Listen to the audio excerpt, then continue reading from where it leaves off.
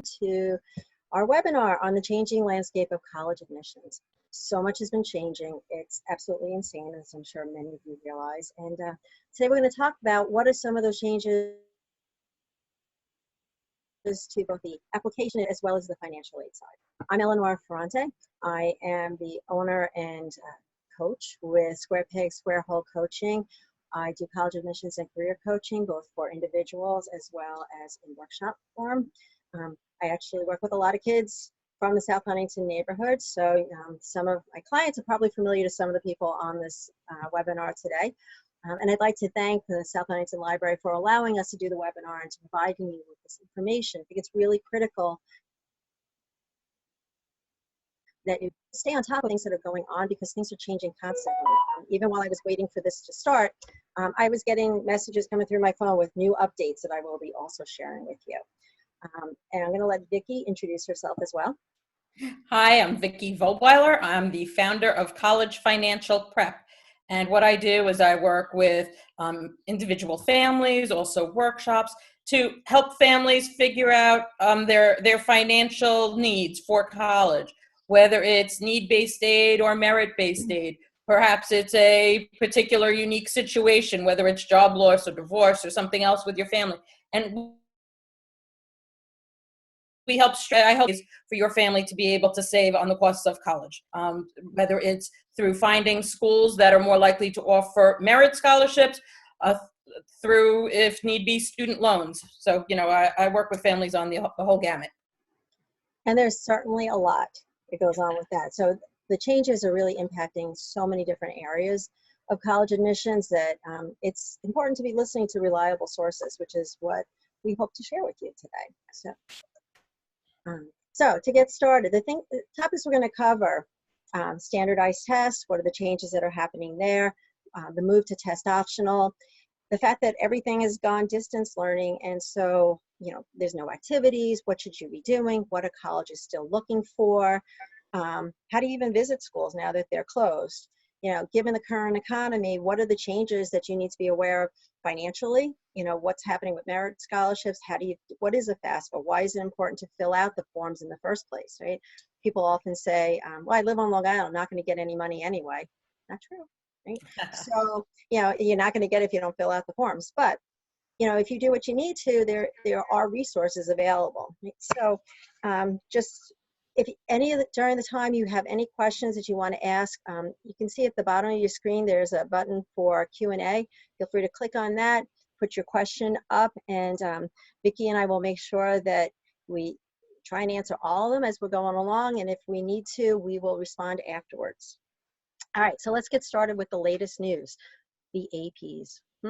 Anybody notice what's been going on there? Bad week for the College Board, if you ask me. Nothing like getting sued. Right? That's a great way to wake up in the morning. So why are they getting sued?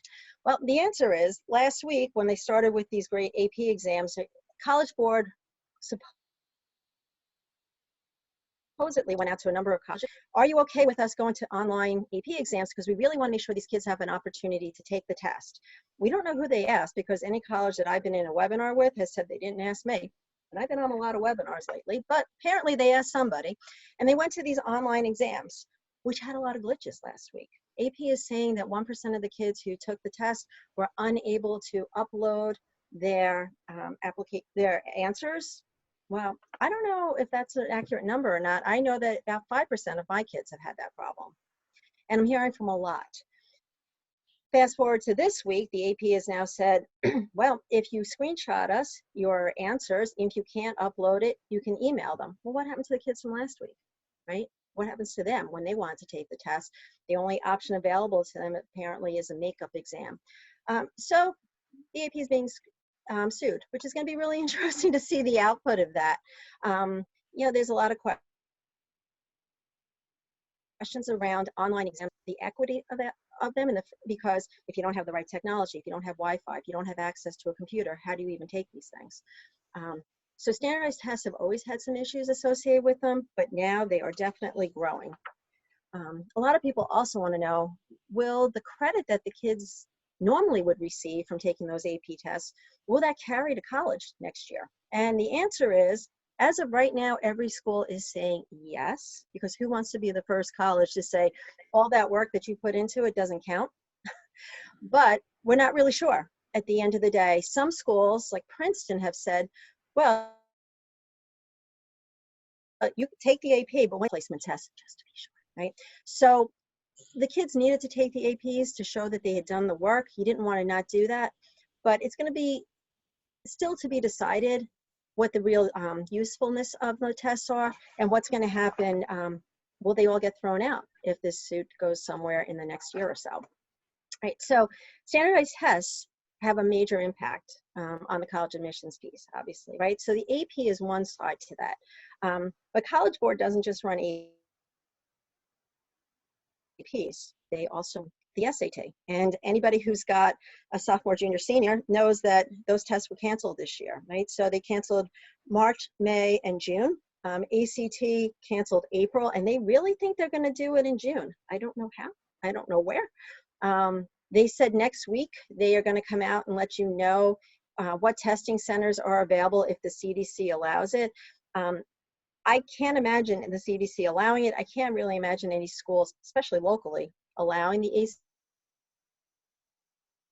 to be administered here. You know, hold on to your hats and just hang on. We'll see where that goes. So right now the ACT is saying that June is on. If you can't take it in June, there's a July test, not in New York, but there is a July test that you could take if the kids really wanted to. They are also moving to online. So come the fall, the test will not only be handwritten, as they typically are, but they're moving to online. So a lot of changes are coming with the ACT. And for those of you who know, the ACT sections, it's got English, science, math, and reading. If you do well on one section and not on another, the ACT is now going to start to offer you the opportunity to just retake one section, which is pretty nice for some kids. One of my clients did great on the English. He scored a 33 out of 36, awesome score. He got a 31 out of 36 on his science. He got a 25 on the math. Okay, so does that represent him as well? He doesn't think so. So he's going to be one of those kids who wants to retake a section, right? So a lot of changes happening to the ACT. They're also talking about adding an at-home test option. I don't know how that's going to go, though, given what's been happening with these APs. So we'll be curious to see if that really happens. He is also talking about adding an at-home option. But again, given what just occurred with the APs, I don't know what the college is going to think of that. They've also added additional dates. So they threw in a date in September, which they didn't have before. So you have to understand, College Board, ACT are businesses. If they administer tests, they make money. If they don't, they don't, right? So they clearly want to administer as many tests as they possibly can in any way, shape, or form. Their problem is they need to make sure that it's done in an ethical and an equitable and a reliable way. Well, so far they haven't checked off two of those boxes. Ethical, yeah, but equitable, no, and reliable, no. So, stay tuned. There's going to be more changes coming with that. And I know that this is a problem for kids, right? So the handful of seniors who do the SAT, very small number, and the schools are just dealing with that. They're saying, don't worry about it. There are a lot of juniors, though, who had planned to take those exams this spring and got boxed out. They couldn't do it. And I know that there are some sophomores that are already starting to worry about that. So my answer to you is, if you have a junior who hasn't taken the SAT or the ACT, don't worry. The colleges know that not everybody has taken them. They will expect that if there is an opportunity to take that, your child will, if there's the opportunity. Remember those words, okay? If there isn't, then they're going to know that there isn't, and they're not going to hold it against those kids, right? I have sat in on numerous webinars with schools ranging from Miami to Rice to University of Chicago to Loyola, like a full range of schools. And every one of those admissions officers has said, we are people. We are living in the same environment as you, and many of us have our own high school students, right? So we know what these kids are going through. We want to make sure that they can apply to the schools that they want to apply to, and we will give them the best possible shot of getting in. Right? So if you hang back and just wait it out, plenty of time next year when everything is all sorted out to take the tests. Priority is going to be given to juniors, and specifically to juniors, rising seniors, who have not taken any tests, right? So both the SAT and the ACT are prioritizing those kids, which is fair, right? They want to give them an opportunity in, right? And there's plenty of time if you are a junior right now to take it still, if they run them. You can take them in the fall, and those scores will still count towards applications. There's plenty of time for it, so no need to panic by any stretch. Right? And it may turn out that nobody cares about the scores in the SAT and ACT. Has become the buzzword lately, right? And if you follow any of the things that are going on with the AP in terms of who's suing the AP, you may see the name Fair Test coming up. Fair Test is an organization that believes that the standardized tests are not equitable, they're not fair, and they should not be used to judge these kids. Right? So more and more colleges are taking that same stance, and they're saying that the tests are just a piece of the puzzle, and that shouldn't be how kids feel represented. Right? There are some kids who are great at taking standardized tests. I'm one of them. I have no issue taking them. I can study, do well, move on. I have kids that I work with, no matter how hard they try, they just can't do it. It's not how their brain functions. But they're really smart, and they're great kids, and they have a lot to offer. So a lot of schools are moving to test optional. Last year, there were about 1,000 schools that were test optional in the United States. Today, there are, as of today, 1,200 or more. So 200 schools have jumped on in the last couple weeks to test optional. So what does that mean? Test optional does not mean test blind. Test blind means we don't even look at your test scores, we don't care. There are some schools who will say that, very few. Test optional means that it's your choice whether or not to send. If you send the score, we will look. If you don't, okay. Of course, those schools realize if you don't send them, there's probably a reason. Right? Because if you score in the mid-range or higher, you're sending your schools. So what's interesting is that historically, kids who submit their scores to a test optional school are much more likely to be admitted than kids who don't. Right? So that's not unfortunate, but it's a fact. Right? So it's something to be aware of. Will those scores mean less and less in the future? I really think so.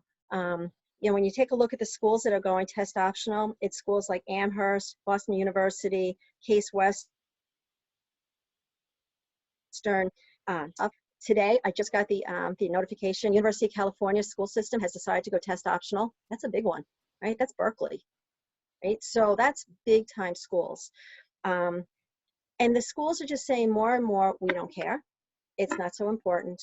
You know, let's just put that aside and let's look at the big picture for these kids, right?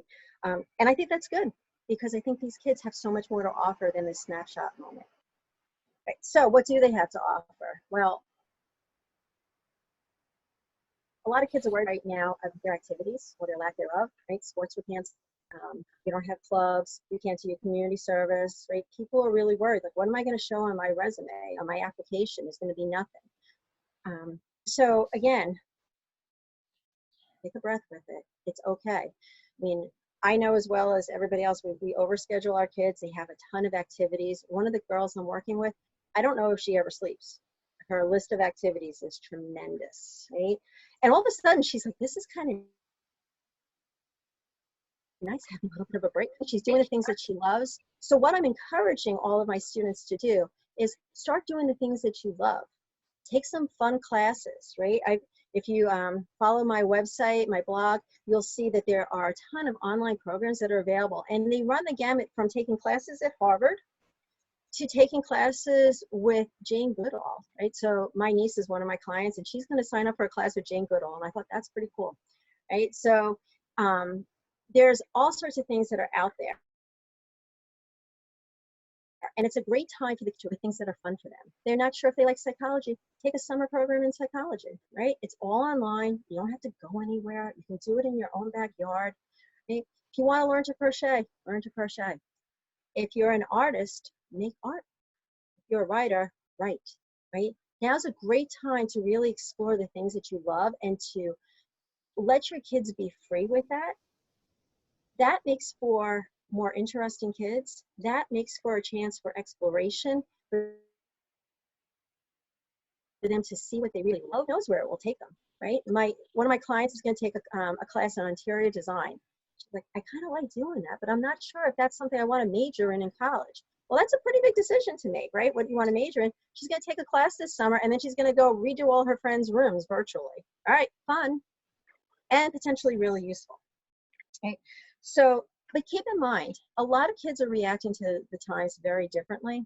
So if your kid is one of those that's nervous, you know, is having some anxiety, is maybe a little depressed about what's going on, it's okay to give them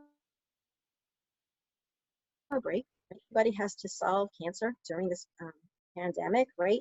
You know, you see all these kids doing different things. Everybody's different.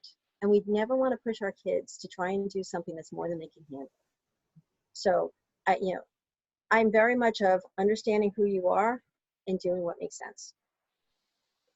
All right, a couple other things that people are worried about. What a college is going to look for then this fall, right? If I'm not doing activities, I'm not the star, you know, softball or baseball player that I usually am, not taking the SATs, well, what's left? The answer is a lot. First, grades are going to be important, obviously. And yes, I know a lot of schools are going pass-fail right now. We're giving kids the option. Keep in mind that the grade that the colleges are going to see is the final grade for the year. They're not going to see the breakdown of semesters for freshman, sophomore, or junior year. It might for seniors, but that in senior year, but that's going to be fine come fall. Right? So don't worry if they're getting pass-fails. Don't worry if their grades aren't exactly where they were. Again, colleges know. That being said, when they're scheduling a class, take the most rigorous courses that they are meant to take, right? So I have one student right now who is not good in science. So she is, you know, taking very low-level sciences because she knows she needs them to graduate, but that's not her space. But she's taking AP foreign languages, right? So, you know, she's doing what makes sense, taking the more rigorous courses where she knows she'll be successful, still experimenting, taking all sorts of fun things and learning, but really pushing herself to be the best that she can and take the most rigorous that she it's going to be letters of recommendations are going to be important. So whatever relationships they have with teachers, with coaches, if they work with their managers, right, those kind of letters will hold a lot more weight. Their guidance counselors, what they say, that will hold a lot more weight. So that's going to be important. Also, any kind of leadership. And I know that's hard right now, but to show if they've taken initiative any place, those things are going to also count a lot more because the standardized tests are going to kind of go off to the side. Some of the activities go off to the side. Right? So it's really how you express yourself in your grades, in your letters, and especially in your essays. Two main forms of application that the kids fill out, the Common App and the Coalition App. They are the two big ones that we use for most colleges. There are a few that we don't, but for the most part. University of California uses a different one, but for the most part, those are the ones. And the Common App came out recently and said there's going to be an additional section on there just related to COVID-19. So if you feel a need to talk about what happened to you during COVID, whether it was something good or bad, maybe you're in a household where there's no technology, or you have to now take care of, you know, your younger brothers and sisters because mom and dad are still trying to work. Maybe they were for, you know, essential workers, right? There's going to be a space to talk about that so that the rest of the other prompts are just the old prompts that have always existed. So the kids will have an opportunity to still showcase who they are through their essay and also talk about COVID-19 if they need to, right? And they may not need to, but if they want to, it'll be a separate space, right? So lastly, things to keep in mind. You know, college is no longer really looking for demonstrated interest because you're not coming to campus. So how do you check out these schools? Well, college campuses might be closed, but there's still plenty of ways to check out the campuses. I will say one of the nice things about all the distance learning and the pandemic piece is that the colleges have gotten much better at describing themselves virtually. Right? If you'd asked me 6 months ago, I would tell you a lot of the virtual tours on the college websites were mediocre at best. Some were really good, but a lot were not. They are much better right now. They do a much better job describing the campus, the student is like that's on campus. They are doing info sessions online. They have much more access to admissions. So if you have questions, you can reach out and find out what's going on. Right? So they're really trying to provide as much information as possible. Because again, remember, colleges are a business and they want to have their full classes.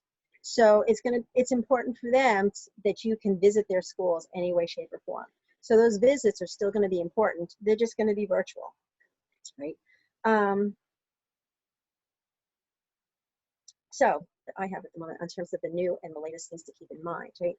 I don't know if there's any seniors on here, just real quick, if you have a senior and they're thinking about a gap year, a lot of kids are talking about, should I go off to college still in the fall?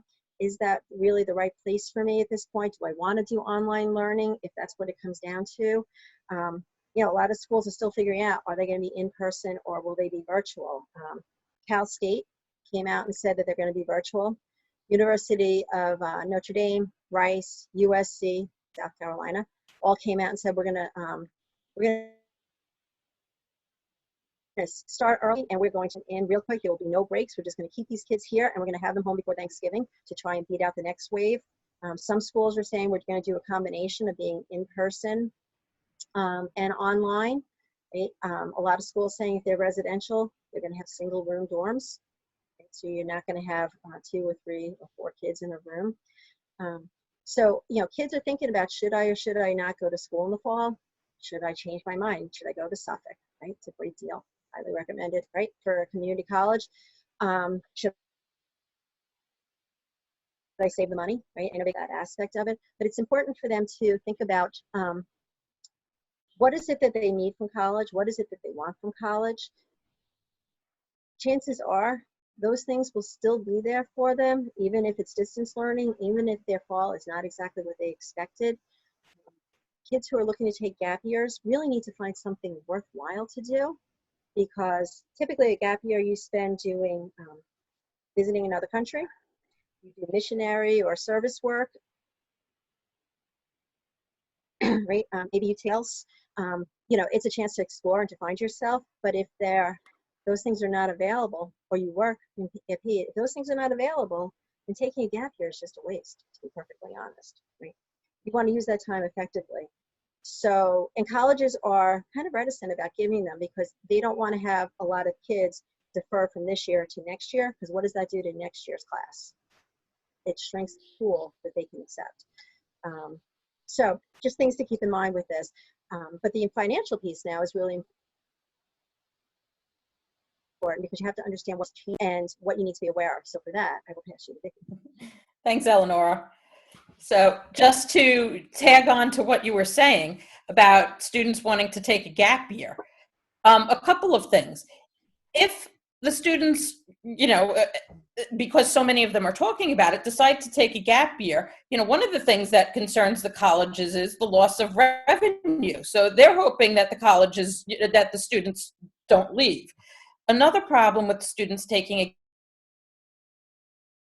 gap year is, suppose the students got merit scholarships and then they decide to go and take classes at their local college, and then they have to transfer back to the school. They may not be considered freshmen anymore after taking all the classes and may lose their merit scholarships. So there are lots of considerations for this year's senior class as to what to do next year. I understand that the schools are kind of up in the air and, it's hard to, who knows how long we're going to be distance learning right now, but there will still be benefits to attend the college of choice as opposed to, attending the local community college. But again, it depends on everybody's financial situation and personal situation, how you feel about it. So one of the ways we just spoke about, merit scholarships. Merit scholarships are great. It's ideal for juniors to start looking now before you have to fill out the applications in the fall, to search for those schools where you're more likely to get merit scholarships. Ideally, you want your child to either be, say, the top 25% of applicants in terms of grades and test scores when they're available. And yes, definitely, if your child is going to be looking for merit scholarships, definitely submit test scores. For those test optional schools, do not pass, because likely they'll be based on those test scores. So as I said, now's the time to start researching those schools. There's merit scholarships. There's need-based. Need-based aid, for instance, say you lost a job because of the pandemic and everything going on. Even though you may not have qualified before, you may qualify now. What's going to happen with FAFSA when this year's juniors fill out in the fall, we'll be using 2019 tax returns. Your 2020 personal financial situation may look very, very different from 2019. So if that's the case, that's something, definitely you want to address. But it is possible, based on a downward trend and, where your family is right now, to be eligible for need-based aid. FAFSA, just so everybody knows, it's the free application for federal student aid. It's a form that everybody should fill out. A lot of people feel, oh, we earn too much money, we don't need to fill it out, but there's some very good reasons as to why it should be done. One, as I mentioned, for that need-based aid. Two, most schools, not 100%, but most schools award merit aid based on your FAFSA application. So you have to have an application on file to be awarded the merit aid. So you definitely want to do that. Another reason is for work-study purposes. If your child wants to apply for a work-study program, and I think there are lots of benefits to that, it's done with the FAFSA form. And then lastly, no matter what a family's income is, a family can earn $5 million, but if they want that initial $5,500 in student loans, you need to fill out the FAFSA form. And again, those loans are for any level of income.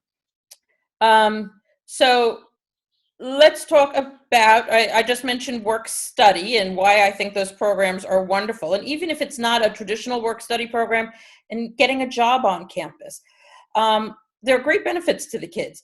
They have spending money, so every time they want to go to a Starbucks, they have their own spending money. Another great reason is they get work experience, life experience. They have some things to put on their resume. They learn time management skills. It's all positive. Last thing, especially if they're working on campus and they have time in their day, they can study for their tests, do their homework. I think it's a win-win for the students. When you're thinking about finances and planning for undergrad and potentially even grad school, I'm always working with families looking for ways to save money. There are programs out there, whether it's, combination bachelor-master programs, bachelor MD programs, that can save you a year of time. So that's a huge tuition savings.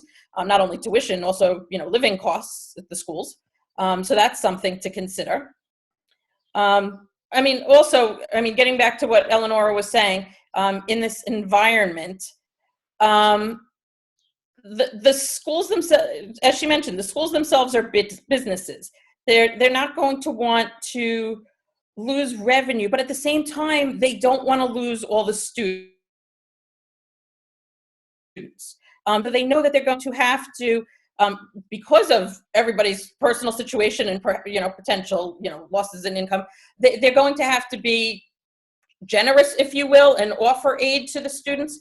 So don't shy away from applying to schools that you think may not give any aid.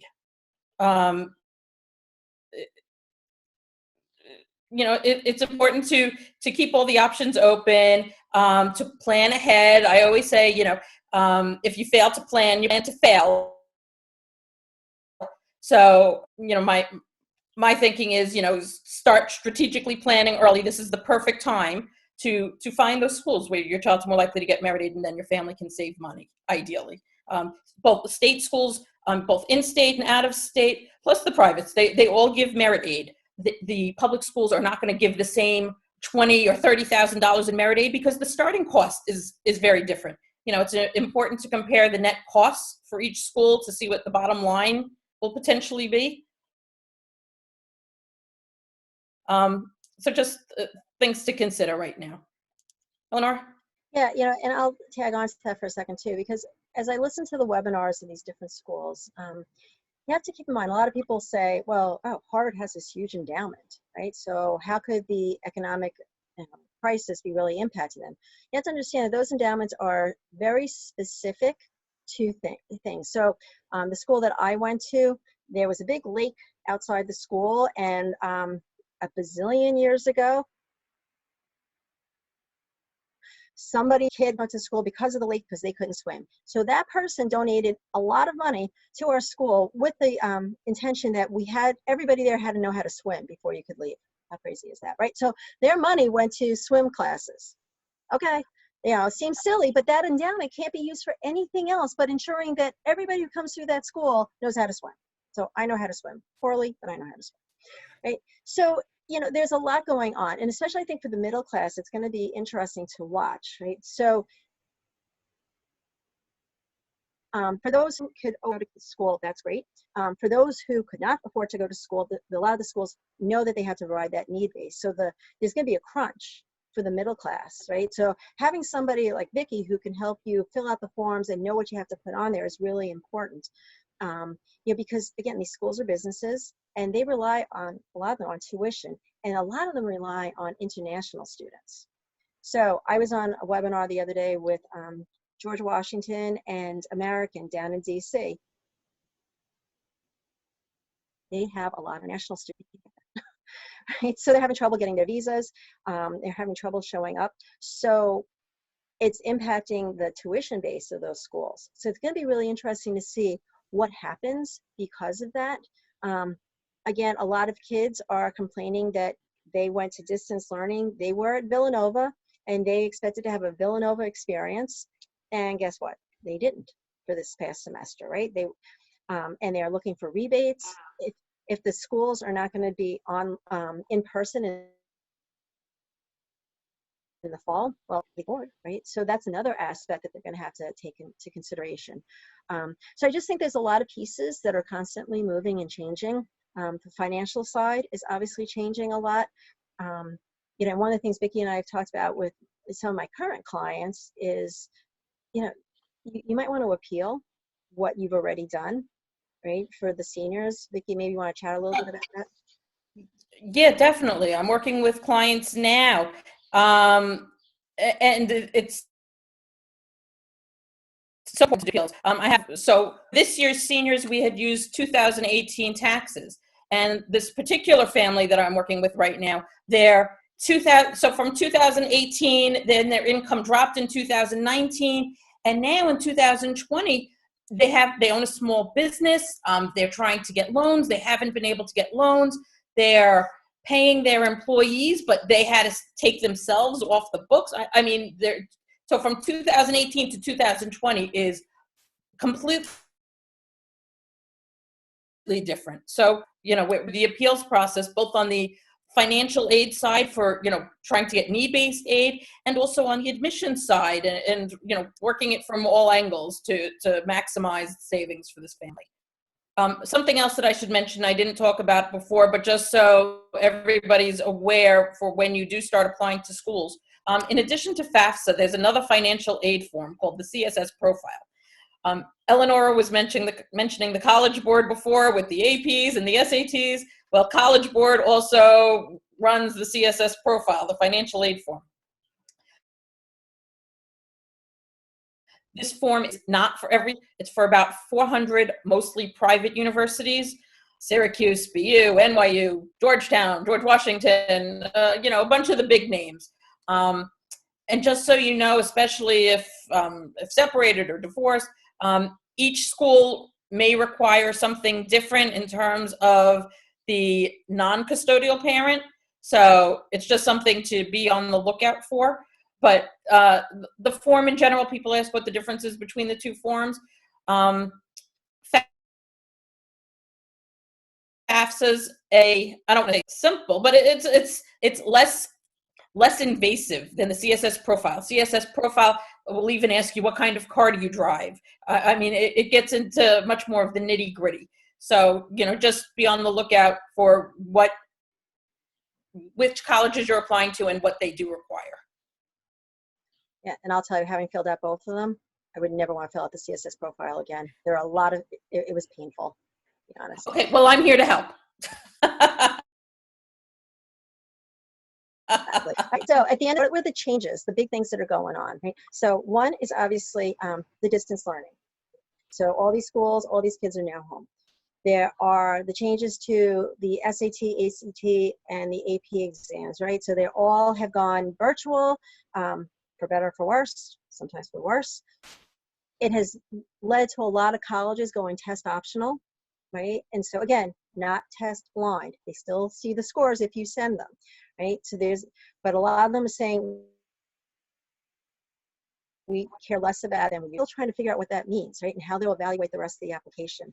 There's a lot of economic changes, right? So if you have a difference in your personal situation, you need to keep that in mind as you're applying and making sure that that information gets passed on to the schools.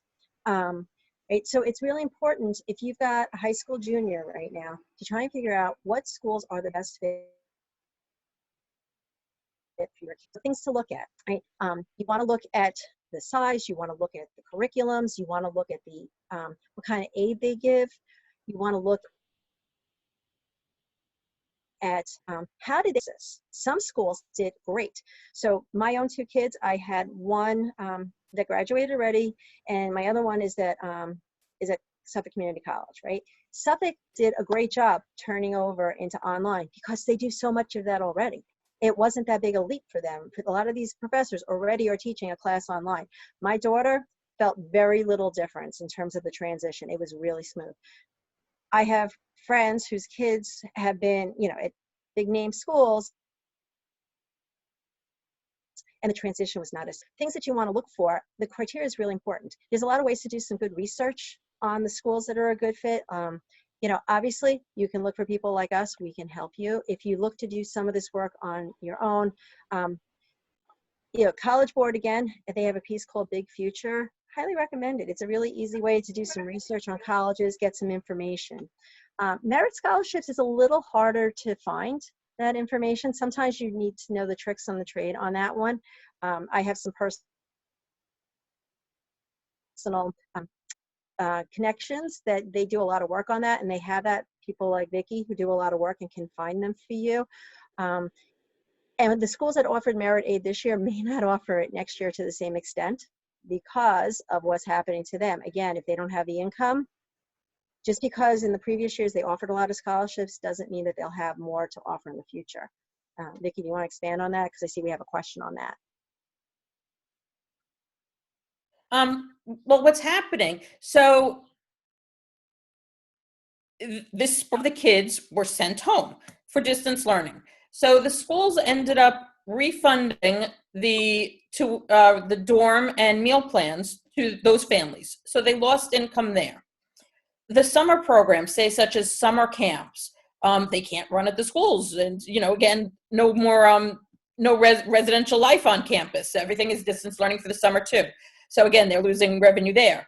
Potentially for the fall, it's still distance learning. There's still going to be lost income. So they may not have as much merit opportunities and may need to funnel everything more towards need-based. It's a wait and see, and it's going to also depend on where your student is, I guess, in the pack of applicants. A lot of schools have honors programs, which I think are wonderful. Not only do they typically come with merit aid, but they also come with a lot of other benefits, whether it's priority registration, priority housing when they're on campus, more networking opportunities with the faculty. Typically, they're smaller classes. They treat the kids special ed. Right? And with those honors programs, typically comes money, right? So right. an easy example on that one is University of Massachusetts, right?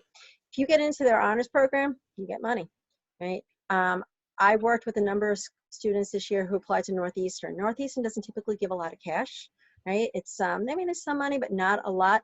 So of all the kids I worked with, got a lot of merit aid, right? And I think that was predominantly because of they were an SAT scholar, right? So he had cultural background that they were looking for. He had a major that they were looking for, and he scored really high on his SATs. He had an 800 on his math, and 7 something on his verbal. Right, so that's a pretty high number. Stony Brook, a lot of the public universities will say if you score X, then you get money. So my son's friends who were in the top of their class coming out of high school, they did a full ride at Stony Brook, right? So, at some places, numbers really do dictate, right? So if you're looking for schools that give merit, to Vicki's point, honors, right? The public schools, a lot of the smaller liberal arts schools, you have to dig for it, though, to find them. So does anyone else have any other questions? Feel free to post them in the Q&A for us. We have a few more minutes. Because I just think, and I'll give you a second to put anything in, I just think, it's really important to understand what the changes are. It's also important to understand the timeline. What should you be doing at any given point during the year? Right? That doesn't really change. So that's not really under the changing landscape, but that's just a matter of fact. So, right about now, teachers, you should be thinking about teachers and who could be doing their recommendations for them. Come early summer, writing their essays, right? Come over summer, like late, to fill out the Common App and the Coalition App if necessary, right? So there are things that have to come in place. And I'm going to just, we'll come back to this in a second. I see there's a question I'll come back to too. But Vicki and I have a timeline that addresses what should you be doing on the admissions and well as the financial side for the college application piece. In a second, I'm going to put our email and phone information back up on the screen. If you're interested in getting a free copy of our timeline so you can see what needs to happen and when, all you have to do is shoot us a tweet to send it to you so you can see what needs to be done and at what points. You can also throw it in the chat to the panelists if you want. So here's a question I see. If our ACT scores are not as high as we want them to be, should we still be sending them to test optional schools? So the answer is yes, right? Just because it's not as high as you want it to be doesn't mean it's not high enough, right? I know, like, I'll give you an example of St. John's. I worked with a student who had a 1070 on the SAT. Not a great score, right? And for like universities. But St. John's at that point was saying, as long as you have a 1050 or higher, just tell us, send it in. So we sent it in. The kid got in and got good money. This past year, I worked with a student who got an 830 on the SAT. That's a combined number. Okay. So that's out of 1,600. Of the 10 schools she applied to, she got into 8, and she got money, right? And they were good schools. It wasn't, they weren't a no-name school. It wasn't one of those schools that, my uncle's running out of a garage. Like, these were good. She got into Iona, she got into Purchase, she got into St. John, she got into and a whole bunch of schools, right? So even if your scores aren't as high as you may want them to be, they still may be high enough. And that's what you just have to keep in mind. When you look at mid-ranges for incoming classes, understand that's the mid-range. It's 25 to 75% of the kids fall into that range. It's the middle 50%. 25% score higher, 25% score lower, and they still take them. Right, so I hope that answered that. I'm going to put up our information so you can see how. There are a few more questions. I see them coming. There are a few more questions. Yep. Sorry, my thing blocked out. Okay. Is there a trend of college financial aid continuing? Oh, is there a trend, college financial aid continuing for second-year college students, or are colleges changing the amount of aid provided from the first year? Vicki, would you like to answer that? Okay, so two ways to answer it. So first way with merit aid, when you apply to a school, when your child applies to a school and they receive their acceptances, sometimes merit aid is offered. The key is to figure out or make sure, verify whether it's for 1 year only or whether it's for all 4 years. So that's very important to consider in the overall planning and how much you're going to spend on school. Now, in terms of need-based, everything can be, totally one way when your child goes freshman year. And I'll give you a perfect example. One family that I'm working with, 3 children. A couple are in college, one is a high school senior. And then a separation happens, a divorce happens. The family situation is totally different now. And I mean, literally, it's possible to save $50,000 plus in that situation because now instead of filling it out based on a combined household income and in combined assets, we're looking just at a custodial parent. So it doesn't have to be divorce, but if there's an illness, if there's a job loss, if there's some other reason that causes something in where the numbers come down, then it's possible, to save money. And conversely, the next year, that job loss, now you're employed again. And, so it's possible in future years for that number to go up. Again, when you're doing FAFSA, it's going to be based on 2 years behind. So for the incoming seniors, you're going to be using 2019 income. If 2019 is low, then 2020, say 2020 went up, so that may impact sophomore year then, or it really depends on what the numbers are financially on the tax returns and the assets. Right. And that's on the need side. And the merit side, though, if you qualify merit-based, it will tell you in the package if it's 1 year, 2 years, 4 years. Typically, right, you have to maintain certain GPA, right? And depending on the school, it ranges. But if you maintain it, you've done your end of the bargain, then they will honor you to give you that merit. However, let me say this. If, we all want the best for our children. We all want them to succeed. But if they need to maintain a 3.0 and they get a 2.9, you just have to be prepared. What happens? Will we be able to continue to afford this school without that merit scholarship? So just, keep that in the back of your mind when you're considering what school to decide upon. Next on here is, are schools still using SuperScore for ACT and SAT? So the answer is most schools now SuperScore SAT. There are a couple out there, typically your Ivies, MIT, Stanford, that are going to say, we don't like to SuperScore, send us all your grades. And so you have to send all your scores. And then they end up SuperScoring anyway because they want to look as exclusive as possible. So they're going to take your best scores because it's to their advantage, right? So think about that. So it's, SAT is one piece. ACT, up until recently, they never SuperScored. But now the ACT is pushing, hence they're allowing you to take the individual sections over just one piece, 2 pieces if you want. You don't have to do the whole thing. So more and more schools are going to SuperScoring of the ACT. Again, because it makes them look better if your composite score is a 36, is a 30, let's say, but if you SuperScore, it's a 32. Well, that school looks better. Business, right? And I'll just tie into this last question, and we'll go back to some financials. Could you get into an Ivy League college without taking the optional writing portion of the SAT? Yes. Right? Very few schools look at the writing portion of the SAT. Yeah, I can't think of any. So it's really gone away because nobody wants to read it. They are reading. I'll just take Cornell, for example. 50,000 applications this year for 3,000 spots. Oh, right? Who wants to read more essays if you don't have to? So, and they know that those are, not their best essays. Some schools will use the written portion if you do it as a mechanism for figuring out what English class you should take when you get there. But for the most part, nobody's looking at the writing portion any longer. Vicki,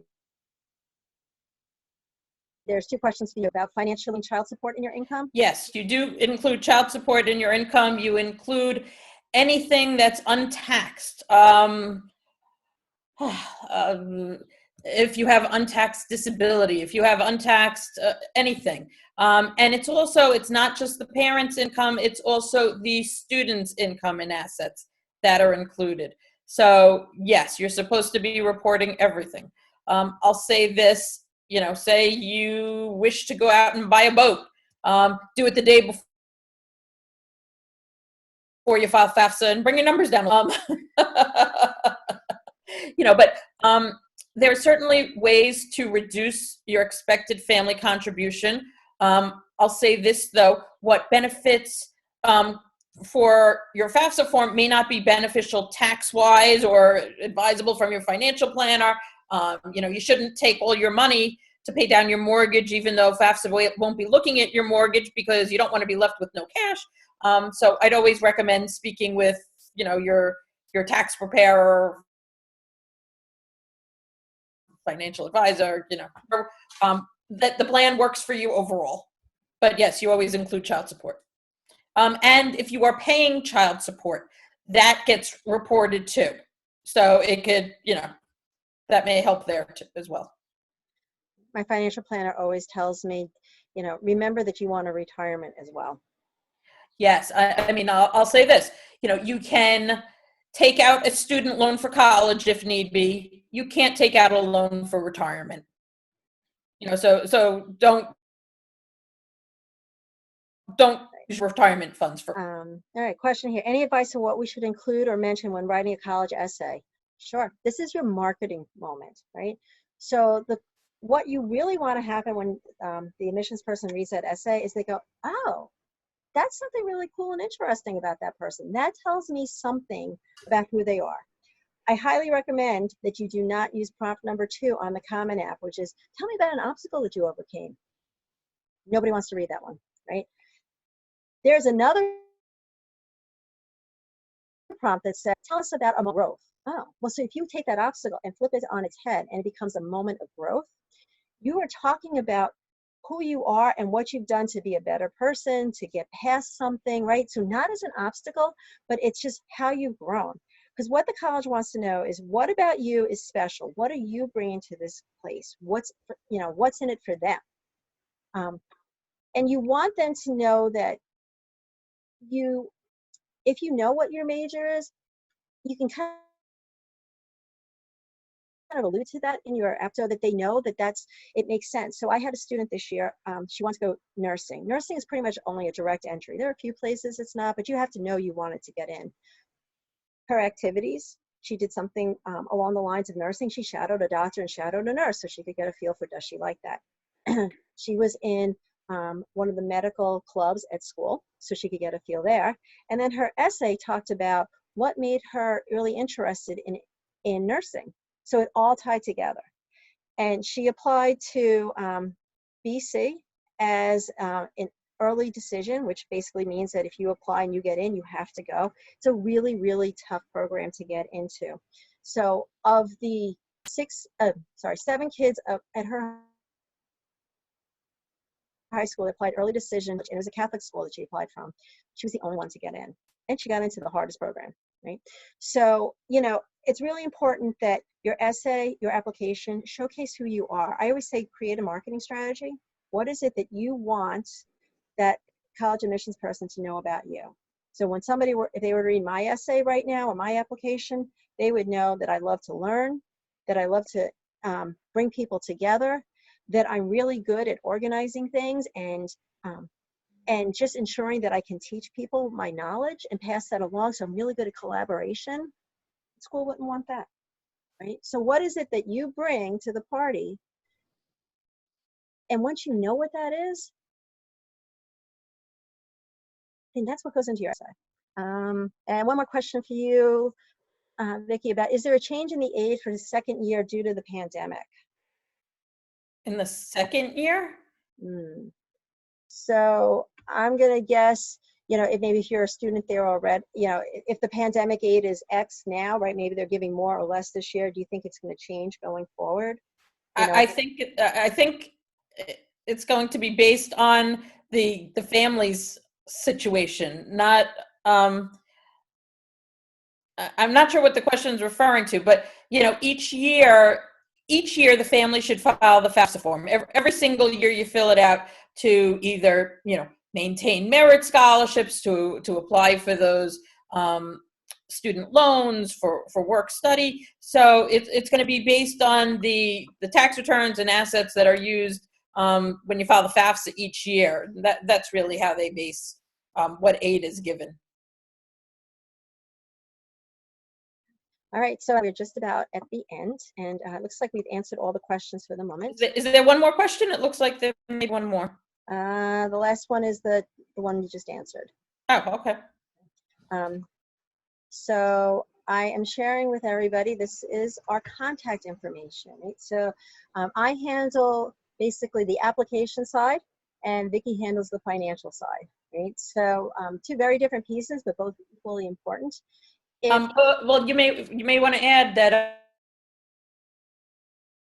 So junior year, what Ellen do is we'll work together with students junior year to help find those schools that do offer merit aid. I'll be looking at it from more of a data perspective, finding those schools that would likely be a good fit for the child. And then Eleanora, with her knowledge of all the individual schools, she can help refine and cut down that list to, what's best to apply to. So, we like to work together that way. Yeah, because it works. The two really work together nicely, right? You need both as you're going through this, which is why we put together a timeline that shows you both the admissions side as well as the financial side, what you should be doing along the way. So if you're, I think it's what the students should be doing and what the parents should be doing along the way. Fair enough. Fair enough. Right. So if you're interested in getting a copy of that, we'd be happy to email that to you. So you can email either one of us. I'm Eleanora at sbshcoaching.com. Vicki is collegefinancialprep@gmail.com. You could also just jump into the chat and just put your email in there. Right? If you do it to panelists, we're the only ones that will see it.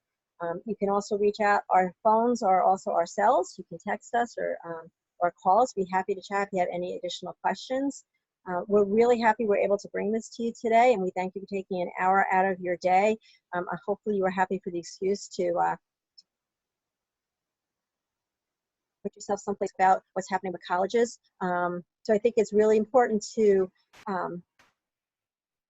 think it through, right? To think about all the different aspects, to know that college admissions, both the financial aid people and the admissions folks, they're real people and they are living this craziness just like we are. So, keep that in mind as you're doing this, that they are real people and they are there to help you. So we thank you very much for spending your time with us. And we're going to leave this open for a little bit because I see a lot of you are putting your emails into the chat. So thank you very much. You guys have a great night. Have a good night, everyone. Thank you.